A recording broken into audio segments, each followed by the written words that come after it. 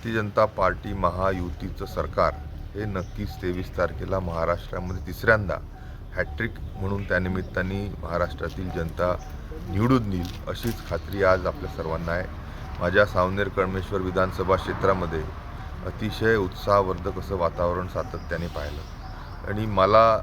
100 नाही 1000% खात्री आहे की 23 तारखेला सावनेर कळमेश्वर विधानसभा क्षेत्राचे आमदार हा आशिष देशमुख झाल्याशिवाय राहणार नाही. मी देखील त्यानिमित्ताने जनतेला वचन देऊ इच्छितो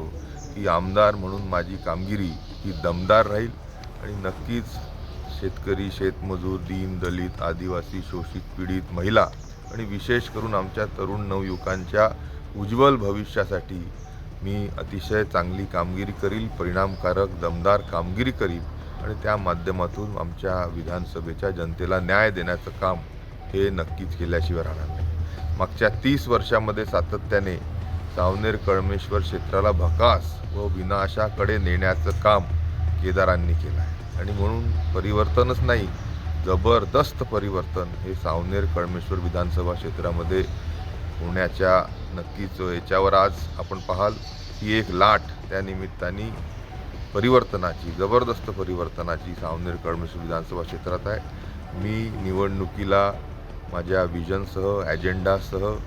आणि दूरदृष्टी ठेवून समोर जात आहे. माझ्या ॲजेंडावर लोकांनी विश्वास ठेवून या संपूर्ण भागाच्या कायापालट करण्यासाठी मतदान करतील आणि मला खात्री आहे की जे परिवर्तन होईल ते जनतेच्या भल्यासाठी झाल्याशिवाय राहणार नाही आणि आपल्या ह्या भागाला येणाऱ्या काळामध्ये सावनेर कळमेश्वर विधानसभा क्षेत्राला संपूर्ण विदर्भातच नव्हे तर महाराष्ट्रामध्ये विकासाच्या दृष्टीने एक नंबर करण्याचं कार्य आशिष देशमुख नक्कीच करेल.